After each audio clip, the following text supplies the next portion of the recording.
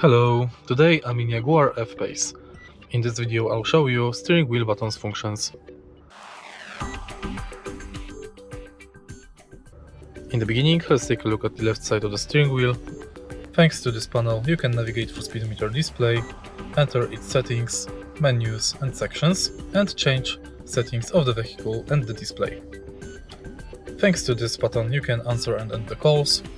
This button activates voice assistant, and this button changes the source of the radio.